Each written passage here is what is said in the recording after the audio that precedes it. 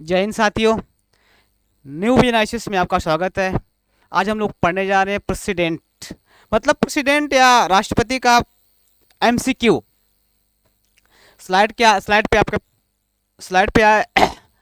आपके प्रश्न हैं, प्रश्नों को जवाब देना है, पढ़ते रहिए। पहला प्रश्न है आपके सामने, भारत के राष्ट्रपति की तुलना निम्नलिखित में से किससे करना सर्वाधिक उचित है? ऑप्शन आपके सामने है, दीजिए, आप लोग बोलते रहिए। अमेरिका के राष्ट्रपति से, या फ्रांस के राष्ट्रपति से, या ब्रिटेन के सम्राट से, या श्रीलंका के राष्ट्रपति से। इसमें से चार ऑप्शन और चार ऑप्शनों में से एक को आपको जवाब देना है, वो कौन से हैं?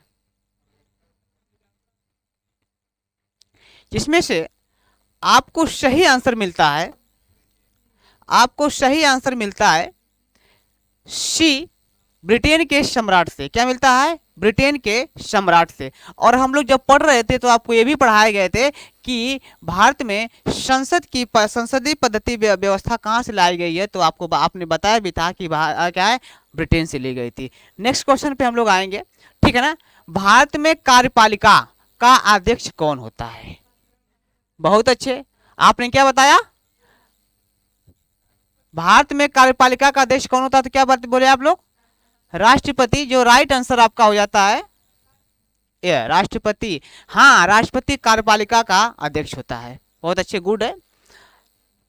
नेक्स्ट क्वेश्चन है, संघ की कार्यपालिका की शक्ति, संघ की कार्यपालिका शक्ति निहित है, किसमें निहित है? किसमें निहित है? प्रधानमंत्री में, या राष्ट्रपति में, या मंत्रिपरिषद में, या संसद में? राष्ट्रपति में। आप लोगों का क्या आंसर है? राष्ट्रपति। बिल्कुल सही आपने आंसर दिया कि बिल्कुल आपका जो सही आंसर है वो क्या है? राष्ट्रपति है। संघ की कार्यपालिका की शक्ति किसमें होती है? राष्ट्रपति की। लेकिन मेरा एक प्रश्न यह बनता है कि राज्य की कार्यपालिका की शक्ति किसमें निहित है, तो क्या बोलते हैं आप? राज्यपाल में बताते हैं आप लोग, राइट ना। अच्छा, राज्यपाल क्या है? राज्यपाल एक प्रेसिडेंट का यानी कि राष्ट्रपति का एजेंट के रूप में काम करता है। किसके रूप में काम करता है? एक एजेंट के रूप में काम करता है। आगे बढ़ूं क्या मैं? बिल्कुल मुझे बढ़ना चाहिए, ठीक है ना। चलिए, अब आप अगला प्रश्न आपके सामने है, 4 नंबर का प्रश्न है, भारत का राष्ट्रपति, भारत का राष्ट्रपति क्या है? तो पढ़िए, ऑप्शन नंबर 1 राज्य का प्रधान है, राज्य का प्रधान है, या ये कहता है कि राज्य का प्रधान नहीं है, केवल सरकार का प्रधान है, या अगला बोलता है कि राज्य व सरकार दोनों का प्रधान है।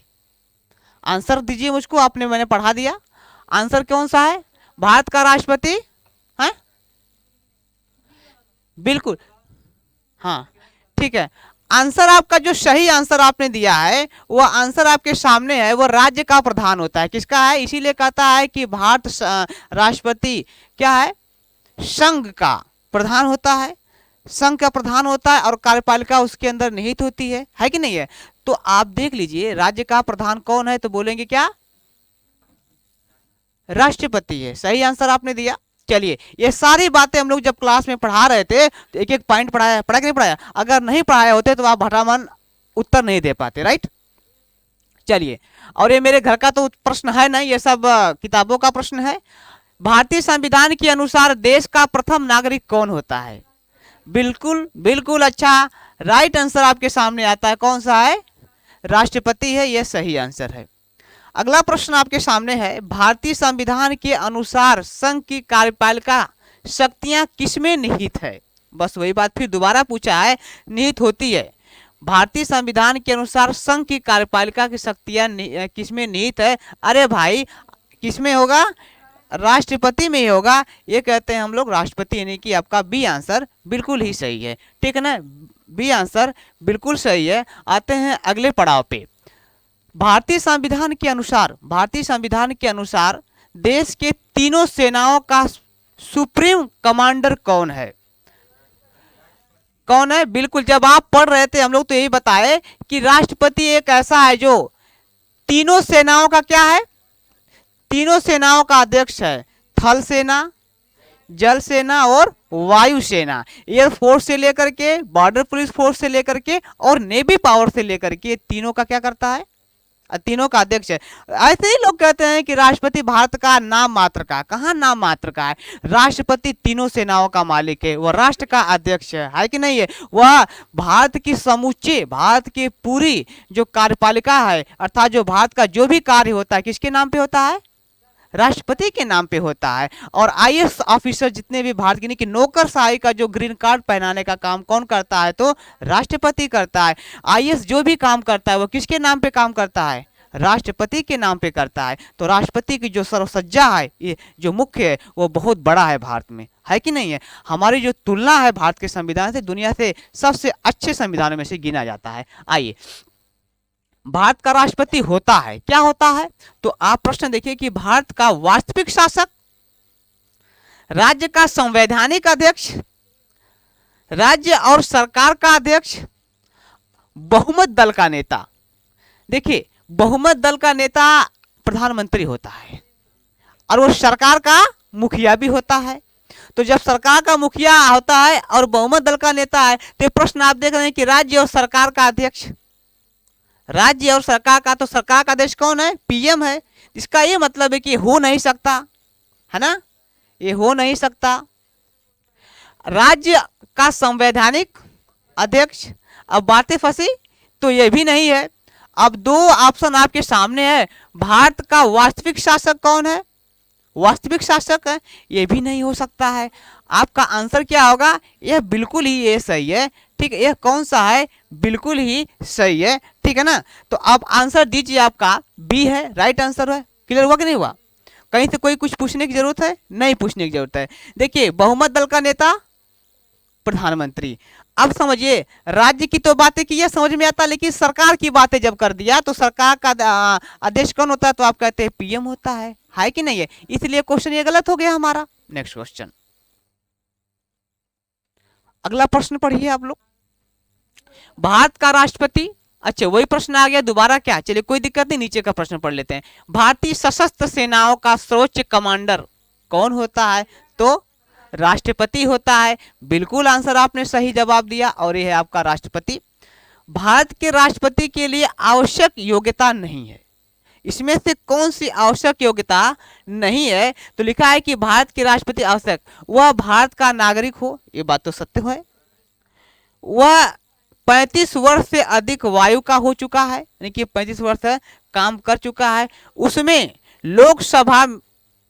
लोकसभा के पद धारण करने की योग्यता हो, यह डी है। सी है, लेकिन एक आपको बता दूं कि जो ऑप्शन डी है वह नहीं दिया गया, मतलब ये किसी कारणवश क्या है, कट गया है। लेकिन वो क्या गया कि वो संसद के किसी सदन का सदस्य हो, उसमें जो लिखा गया है, मान लीजिए संसद का किसी सदन का सदस्य क्या हो, सदस्य हो, तो यह पूछा है, प्रश्न ये पूछा है कि भारत के राष्ट्रपति के लिए आवश्यक योग्यता नहीं है, तो उसकी आवश्यक योग्यता यही नहीं है कि वह संसद के किसी सदस्य का सदन का सदस्य हो। देखिए, राष्ट्रपति का जब चुनाव होता है तो किसी का सदस्य नहीं होता, कि होता है, लेकिन आपने पढ़ा है, हमने आपको है कि उसके अनुमोदक होते हैं 50-50 का अनुमोदक हमने बताया था। तो जो अनुमोदक होते हैं कि दोनों का प्रस्तावित होता है, वो किसी का वो नहीं होता है। तो इसका मतलब राइट आंसर आपका कौन हो जाएगा, आपने बोला तो इसका जो राइट आंसर आपको सही है वो बता रहा है कि सर डी होगा। क्या होगा, डी होगा। क्लियर हो रहा है कि नहीं हो रहा आप लोगों को, यही बातें ध्यान रखिएगा, यही बातें आपको अभी भी कुछ समय के बाद हिंदी का जो सर पढ़ाए हैं, और यह सब पीडीएफ कहाँ है, आपके मोबाइल पे पहुंच जाएगा। इससे क्या होगा कि आपके पास रहेगा, और जब चाहेंगे एक बार उसको रिवीजन कर लेंगे तो आपका काम बन जाएगा, है कि नहीं। हमने क्या किया कि जितने भी पढ़ाया उसमें हमको अब आपको प्रश्न भी कराते जा रहे हैं, तो सारा चीजें आपकी हो गई क्लियर, है ना। अब आप पढ़ेंगे तब होगा, खाली सुन करके चले जाएंगे तो क्या, एक बार अपने घर पे देखेंगे तो ठीक ठाक हो जाएगा, ठीक है ना। तो आगे बढ़े हम, ये 10वां क्वेश्चन हो गया, अब 11वां पे आते हैं। चलिए नेक्स्ट क्वेश्चन आपके सामने स्लाइड पर है। भारत के राष्ट्रपति निर्वाचित होने के पात्र बनने के लिए किसी योग्यता की, जो भी कुछ लिखा होगा कि पूर्ण होनी चाहिए, तो उसकी उम्र कितनी होनी चाहिए, वह कै वर्ष, 35 वर्ष। तो यहाँ पे डियर ऐसा है ना कि 35 वर्ष दिया है, लेकिन ये हो गया ना, मैं इसको लिख दूं क्या 35 वर्ष है क्या, ये देखिए 35 वर्ष है, तो इसका मतलब राइट आंसर क्या हो जाएगा, 35 वर्ष ही हो जाएगा। ये आपका राइट आंसर रहा, हरा से दिखाई दे रहा होगा। चलिए ठीक है। अब अगला प्रश्न आपके सामने 12वीं है, राष्ट्रपति पद के उम्मीदवार के लिए अधिकतम आयु कितनी होनी चाहिए, आयु कितनी होनी चाहिए, 70 वर्ष, 65 वर्ष, 75 वर्ष, या इनमें से कोई नहीं। आप इसका जवाब दीजिएगा ये कौन सा है। इनमें से कोई आंसर नहीं दिया है, यहां से कोई आपका आंसर नहीं दिया है। हाँ, इसमें से कोई आपका आंसर नहीं दिया, इसमें क्या है, कोई आयु सीमा नहीं है, कोई आयु इसकी सीमा नहीं दिया है, ठीक है ना। चलिए राइट आंसर, एक व्यक्ति राष्ट्रपति पद के लिए अधिकतम कितनी बार निर्वाचित हो सकता है, याद करिए। पहला लिखा है 2 बार, ए कहता है सर 2 बार, बी कहता है 3 बार, और सी कहता है 4 बार, और डी कहता है कोई सीमा नहीं है। याद करिए अमेरिका के राष्ट्रपति का जो पद है वो केवल 2 बार है। ओबामा राष्ट्रपति एक ऐसे हैं जो लगातार 2 बार हुए, अच्छा संबंध भी बना हमारा उनके साथ में लेकर के। और जिस समय वो थे यहाँ के भारत के मुख्य प्रधानमंत्री कौन थे, डॉक्टर मनमोहन सिंह हुआ करते थे, और प्रतिभा सिंह पाटिल हुआ करती थी, राष्ट्रपति हुआ करते थे। वो अमेरिका में कौन थे, तो क्या बोलेंगे कि ओबामा हुआ करते थे। वो अश्वेत थे ना, वो ब्लैक थे ना। चलिए, तो ये था, यहाँ पर कोई सीमा नहीं दी गई, आप जितने बार चाहेंगे उतनी बार बन सकते हैं, जितने बार चाहेंगे आप उतने बार बन सकते हैं। इनके शासन जो व्यवस्था काल है वो 5 वर्ष का होता है। कितने वर्ष का होता है, 5 साल का होता है। और आपका जो यहाँ पे राइट आंसर आपको जो दिखाई दे रहा है सर, ये कौन सा है, तो बोलेंगे कि इसमें सीमा नहीं है। ठीक है साहब, आगे बढ़े। राष्ट्रपति का निर्वाचन किस प्रकार से होता है, ये भी हमने पढ़ाया, अच्छे से पढ़ाया।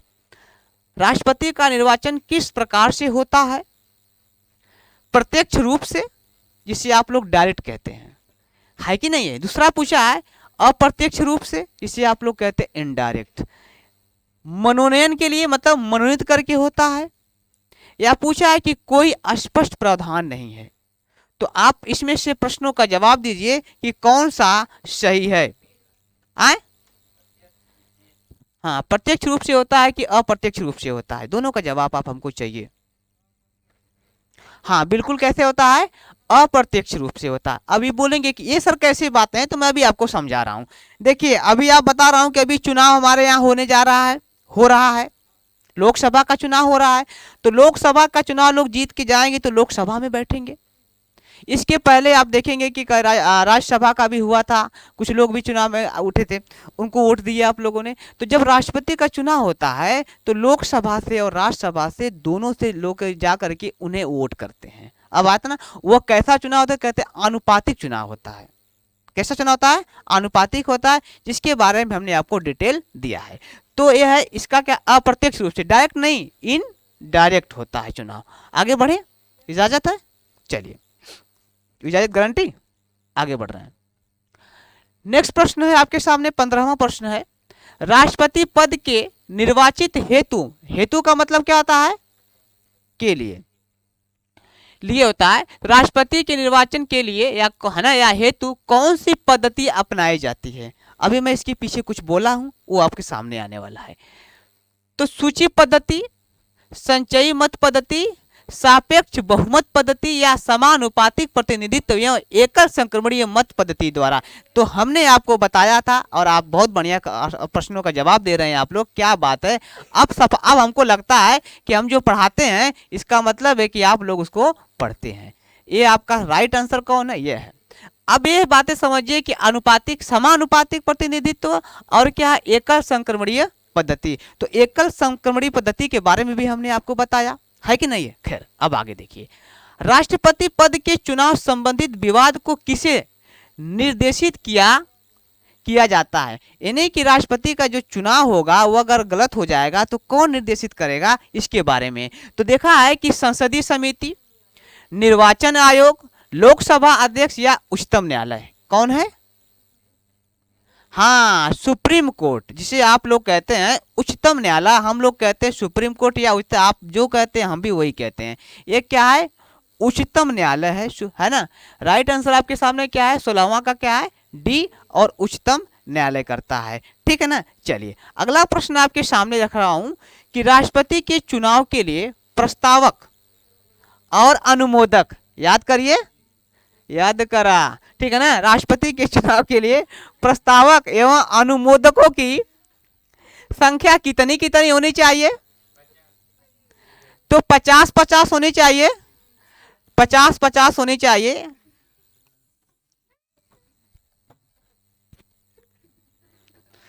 ठीक है ना। तो आंसर आपके सामने क्या है, 50-50 है, यानी कि सी है। ठीक है ना। चलिए आगे बढ़े, इजाजत, इजाजत। अब देखिए वो भारत का राष्ट्रपति निर्वाचित होने के लिए निम्नलिखित में से उसकी योग्यता मानी जाएगी कितनी, वह भारत का नागरिक हो, 35 वर्ष की आयु पूर्ण कर चुका हो, क्लियर, लोकसभा का सदस्य निर्वाचित होने के लिए अर्हित हो, कोई लाभ का पद ग्रहण किए हुए हो, वो कोई लाभ का पद क्या है, ग्रहण नहीं करने वाला है। इसका मतलब आंसर में आपको जो दिया है कि इसके अनुसार, प्रश्न के अनुसार में ये सही होगा, क्या होगा, प्रश्न के अनुसार क्या होगा, ये सही होगा। यानी कि कोई लाभ का, अच्छा मैं पूछूं आपसे कि लाभ का पद क्या क्या होता है, लाभ का पद किसे कहते हैं, मुहवा बाग काहे ताक रहे हैं, लाभ का पद किसे कहते हैं, बहुत अच्छे, गुड। भारत में राष्ट्रपति का चुनाव किया जाता है, भारत में राष्ट्रपति का चुनाव किया जाता है कैसे, प्रत्यक्ष निर्वाचन द्वारा, एकल, हस्तांतरी, या कहते हैं आनुपातिक मत प्रणाली द्वारा, या खुला बैलेट प्रणाली द्वारा। इसमें से आपको सही जवाब देना है।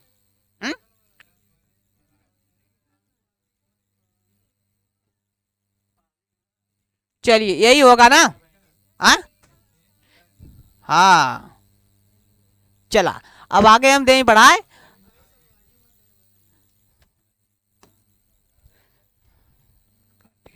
क्या है, भारत में राष्ट्रपति का चुनाव किया जाता है, प्रत्यक्ष तो नहीं किया जाता है, आप जान ही रहे हैं। ठीक है, आनुपातिक, मैंने कहा समानुपातिक, वो किसमें होता है, समानुपातिक होता, अनुपातिक तो होता नहीं है। चलिए तो ये भी खड़ा है। दूसरी बात है समझिए कि बैलेट पेपर से, खुला बैलेट पेपर से तो नहीं होता है, गुप्त मतदान होता है, मालूम है कि नहीं। इसका मतलब ये भी खत्म। अब रहता है कि एकल, लिखा हस्तांतरीय, आगे कुछ बातें थी मिट गया है, इसलिए तो राइट आंसर आपका ही होगा, समझ में आ गया होगा अब तक। अब देखिए नेक्स्ट क्वेश्चन आपके सामने है, भारत में किसी चुनाव में आनुपातिक प्रतिनिधित्व चुनाव प्रणाली अपनाई जाती है, वहां पे समानुपातिक हो रहा है और यहाँ पे आनुपातिक हो रहा है। तो यहाँ पे बताइए किस प्रश्न में कि किसमें होता है, राज्यसभा के सदस्य या उपराष्ट्रपति या विधान परिषद या राष्ट्रपति में, है जो भी है आप बताइए। राष्ट्रपति में होगा का हो। हाँ चलिए, तो आपका सही आंसर, राष्ट्रपति चुनाव संबंधित मामले किसके पास भेजे जाते हैं, राष्ट्रपति चुनाव संबंधित मामले किसके पास भेजे जाते हैं, चुनाव आयोग के आए, अरे वाह, उच्चतम न्यायालय में, जिसे कहते हैं आप लोग सुप्रीम कोर्ट। अगला प्रश्न ध्यान से पढ़िए, आप इधर उधर आए दाएं मत होइए। किस अनुच्छेद के तहत राष्ट्रपति तथा उपराष्ट्रपति के निर्वाचन से संबंधित विवाद का निर्णय उच्चतम न्यायालय द्वारा करने का प्रावधान संविधान में किया गया है। अब अनुच्छेद बताइए, किस अनुच्छेद के तहत राष्ट्रपति तथा उपराष्ट्रपति के निर्वाचन से संबंधित विवाद का निर्णय उच्चतम न्यायालय द्वारा करने का प्रावधान संबंधित में किया जाता है। ये पूछ रहा है ना कि किस, अगर मान लीजिए राष्ट्रपति के चुनाव में कोई दिक्कतें आ गई, कोई गड़बड़ी आ गई, तो उसका चुनाव, उसका निपटान कहाँ किया जाएगा, सुप्रीम कोर्ट में किया जाएगा। लेकिन सुप्रीम कोर्ट में तो किया जाएगा, ठीक है, लेकिन किस अनुच्छेद के तहत किया जाएगा, ये प्रश्न है आपका, है ये प्रश्न आपका, किस अनुच्छेद के तहत किया जाएगा। हाँ 55 में जरा पढ़ लीजिएगा। देखिए इसके तहत कुछ होगा तो कहाँ पे जाएंगे हम, अनुच्छेद कितने में जाएंगे, 71 में जाएंगे। किसके तहत जाएंगे, 71 में जाएंगे। Yes sir, yes sir. चौबीसवां पढ़े प्रश्न। राष्ट्रपति पद के उम्मीदवारों को चुनाव प्रचार हेतु, राष्ट्रपति पद के उम्मीदवारों को चुनाव प्रचार हेतु कितना समय मिलता है? 1 माह, 2 सप्ताह, 1 सप्ताह या 3 सप्ताह? आप इसका आंसर बताएं, जवाब दीजिए। ठीक, बिल्कुल आपका सही आंसर आया। लड़की ने दिया आंसर, कौन दिया? 2 सप्ताह। आप क्या करिए, प्रचार करिए जहां मर्जी, खूब जिसको चाहे। उसके बाद क्या कर लीजिएगा, चुनाव आयोग क्या कहेगा कि बस करिए, काम खत्म। हूटर मत लगवाइए। हूटर का मतलब नहीं, जो लगा के चलते हैं लोग, उसे कहते हैं हूटर। हाँ हाँ, अरे हाँ, बहुत जरूरी होता है। भारत के राष्ट्रपति का चुनाव कितने वर्षों के लिए होता है? 6 वर्ष, 5 वर्ष, 4 वर्ष, 3 वर्ष? कौन? 5 वर्ष। आपने सही जवाब दिया। कितने वर्ष है? 5 वर्ष है। याद करिए, जब राष्ट्रपति का शपथ ग्रहण होता है तो क्या शपथ ग्रहण में कराता है? कहता है कि मैं विधि के समक्ष ईश्वर को साक्षी मान करके कानून व देश के नागरिकों को क्या करूंगा? रक्षा करूंगा, यही ना कहता है। और जब ये याद करेगा, जब इनका शपथ ग्रहण होता है तो इस शपथ ग्रहण में तीनों सेनाएं सामने होती है। कौन कौन? वायुसेना, जल सेना और थल सेना। यही एक ऐसा दिन है जो राष्ट्रपति के शपथ ग्रहण पे तीनों एक साथ होती है। वैसे तो साल में 2 बार आमने सामने होती हैं। एक है आपका 15 अगस्त स्वतंत्रता दिवस, और एक है गणतंत्र दिवस 26 जनवरी को। ये है ना, तो साल में 2 बार आते हैं। और एक राष्ट्रपति, क्योंकि राष्ट्रपति तीनों सेनाओं का मालिक होता है, तीनों सेनाओं का अध्यक्ष होता है, इसलिए तीनों सेनाएं उस वक्त क्या है? सलामी देती है। किसको? देश के प्रेसिडेंट को। चले आगे बढ़े, हो गया क्लियर? चलिए आगे प्रश्न देखें। भारत में किसके चुनाव में आनुपातिक प्रतिनिधित्व चुनाव प्रणाली अपनाई जाती है? ये दोबारा आ गया क्या भाई? लग रहा है दोबारा, हमें 24 के बाद चलना था ना। ये 25वां देखिए। अच्छा,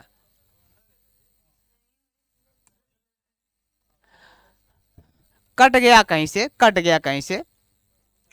भारत के राष्ट्रपति के निर्वाचन के बारे में निम्नलिखित में से कौन सा कथन सही नहीं है? ऑप्शन नंबर 1, सभी राज्य विधानसभाओं के सदस्य निर्वाचन मंडल के सदस्य होते हैं, इसलिए उस समय राष्ट्रपति का निर्वाचन नहीं हो सकता जब 1 या 2 विधानसभाएं भंग हो। ये क्या मतलब है? संसद के दोनों सदनों के सदस्यों का मत मूल्य सभी राज्य विधानसभाओं के संयुक्त मत मूल्यों से कहीं भी अधिक होता है। कोई उम्मीदवार यदि मतों का बहुमत प्राप्त कर लेता तो वह स्वतः ही निर्वाचित नहीं हो सकता। अगला प्रश्न ये बोलता है, राष्ट्रपति के निर्वाचन के संबंध में यदि कोई विवाद हो तो सर्वोच्च न्यायालय के क्षेत्राधिकार में नहीं आता। उपयुक्त में से सभी।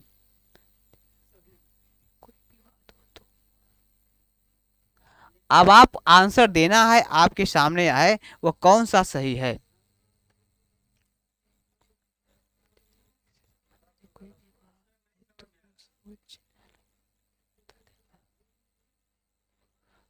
भारत के राष्ट्रपति के निर्वाचन के बारे में निम्नलिखित में से कौन सा कथन सही नहीं है?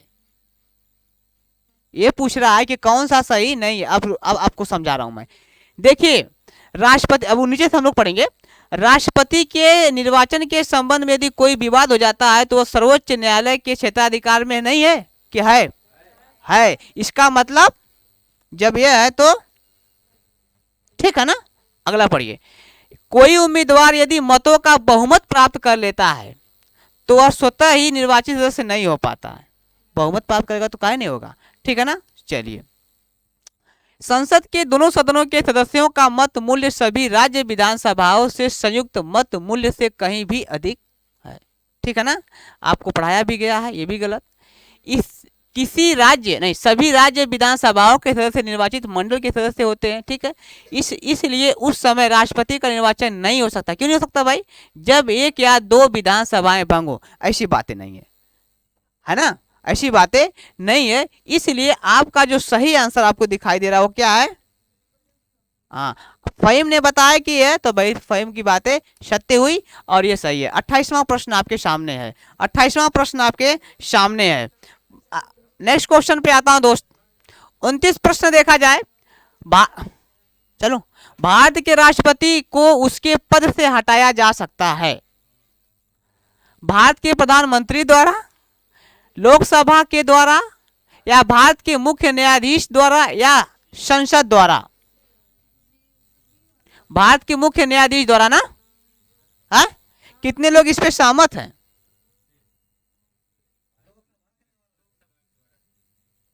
राष्ट्रपति को, देखिए आप सभी लोग गलत हैं, संसद के द्वारा। किसके द्वारा? संसद के द्वारा। और आप लोग जानते हैं कि संसद में, दोनों सदनों में क्या होगा? महाभियोग लाया जाएगा। क्या लाया जाएगा? हाँ बिल्कुल, अच्छा, ये महाभियोग लाया जाएगा। महाभियोग भारत में किस पे लगाया जाता है? तो कहेंगे कि राष्ट्रपति के। क्या अब तक किसी राष्ट्रपति पे महाभियोग लगाया गया? तो कहेंगे नहीं लगाया गया। लगने वाला है। चलिए, जब लगने फोन आया था, लग रहा है आपके पास फोन आया था, याद करिएगा। महाभियोग की जो अक्सर लोग पढ़ते हैं, सोचते हैं कि यहाँ पे देखिए अनुच्छेद कितना में आएगा? अनुच्छेद 56 और 61 में पूरा व्याख्या कर दी गई है। और यहाँ पे राष्ट्रपति को पद को हटाने की बातें कही गई है। क्या कही गई है? राष्ट्रपति को क्या कही गई है? यहाँ पे हटाने की बात कही गई, इसलिए यहाँ पे आ जाता है। अक्सर लोगों के माइंड में यह बनता है कि यहीं पर नहीं, यहाँ तो पूरी प्रक्रिया बताई गई है। और यहाँ पे क्या हटाया कैसे जा सकता है? महाभियोग के द्वारा ही हटाया जा सकता है ना। या वो अलग बातें हैं कि उसका समय काल समाप्त, तो दूसरा मैटर है। दूसरा, पूरी प्रक्रिया लिखा गया है, बातें कही गई है हटाने का। चलिए आगे पढ़ रहा हूं, चलिए आगे पढ़ रहा हूं, मैं आगे पढ़ रहा हूं। बात ऐसा है कि जो हम पढ़ा रहे थे आप थे नहीं, अगर रहे होते तो आपको जरूर समझ में आ जाता, इसलिए क्लास मिस न किया जाए, ठीक है ना। क्लास मिस करेंगे तो दिक्कतें होगी। भारत के राष्ट्रपति को पद से हटाने की प्रक्रिया, संसद के द्वारा अविश्वास प्रस्ताव, मंत्रिपरिषद का राष्ट्रपति को हटाने संबंधित प्रस्ताव, सर्वोच्च न्यायालय का निर्देश, और संसद द्वारा महाभियोग। बिल्कुल सही आंसर आपका क्या है? संसद द्वारा महाभियोग। अब आपको कॉन्फिडेंस आ गया होगा कि मैंने जितना पढ़ाया आपको, सारे प्रश्न आपके रन में आ रहा है कि नहीं। ये मेरे बाप का तो घर का है नहीं, मैंने कहाँ से लिया है? किसी किताब को खरीद लिया, उसको मैंने कॉपी करके इस पर छाप दिया है। और जो मैंने आपको पढ़ाया, तो इसका मतलब है कि चाहे वो किसी भी तरीके से कहीं ना कहीं आपका प्रश्न वो बातें टच हो रही है, मैंने वही बातें आपको पढ़ाया। अब विश्वास हो गया होगा। अब आगे देखा जाए। 31वां प्रश्न आपके सामने है स्लाइड पे। संविधान के उल्लंघन के लिए राष्ट्रपति के विरुद्ध अभियोग कार्यवाही किसमें शुरू की जा सकती है? अब आप बताएं कि किसमें शुरू की? लोकसभा, राज्यसभा, या संसद के किसी भी सदन में, या उच्चतम न्यायालय में? इसका आपको राइट आंसर बताना है, बता दीजिए। हाँ, आप 31 का सही, बहुत अच्छा। आपने जो सवालों का जवाब दिया वो बहुत अच्छा दिया है। वह सही आंसर भी क्या है? सी है। संसद के किसी भी सदन में। संसद के कई सदन? 2 सदन, लोकसभा, राज्यसभा। अच्छा एक बात बताइए कि क्या राष्ट्रपति संसद का अंग है? अंग है, हाँ, उसका सदस्य नहीं है, अंग है। मैं प्रश्न एक बात पूछूंगा कि क्या राज्यसभा का सदस्य उपराष्ट्रपति है? नहीं है। अंग की मैंने बात किया, अंग है, सदस्य नहीं है। अच्छा, तो इसका सदस्य कौन होगा? उपराष्ट्रपति ना। तो ये बातें हमने आपको पढ़ाया। कानून के बारे में हम संसद भी आएंगे लेकर के, पूरे संसद के भी प्रश्न लेकर आएंगे, ठीक है ना। अगला प्रश्न 32 हो गया, मुझे लगता है कि अब खत्म हो गया होगा। एक ठो और देख लेता हूं। अब नहीं है। अच्छा, राष्ट्रपति को हटाया जा सकता है किसके लिए? अविश्वास प्रस्ताव ला करके, कानूनी कार्यवाही करके, संविधान संशोधन करके, या महाभियोग। देखिए लिखा है नीचे का जो है महाभियोग लिखा हुआ है। ये महाभियोग द्वारा हम लोग क्या कर सकते हैं कि हटाया जा सकते हैं। ठीक, अच्छा महाभियोग प्रक्रिया भारत के संविधान में कहां से लिया गया है? हाँ, इंग्लैंड से लिया गया है। क्या अमेरिका से? अमेरिका या इंग्लैंड, बता बोलिए। चलाक लोमड़ी पे महाभियोग लगा था कि नहीं लगा था? इतिहास में एक है व्यक्ति, इसका नाम है चलाक लोमड़ी, रॉबर्ट क्लाइव। उस पे क्या लगा था? महाभियोग। खूब सारा धन लूट के लेकर गया और क्या किया, जब महाभियोग लग गया तो क्या कर दिया, अपनी आत्महत्या कर लिया था। मालूम नहीं मालूम है कहानी? पता होगा। अच्छा, वॉरेन हेस्टिंग जो भारत का क्या कहते हैं, जो भारत का उच्चतम न्यायालय या न्यायालय का जो इसे जनक कहा जाता है, क्या उसके ऊपर भी लगा था क्या महाभियोग? बिल्कुल उसके ऊपर भी महाभियोग लगा। आज का सेशन समाप्त हुआ। ठीक है, thank you, bye bye, okay.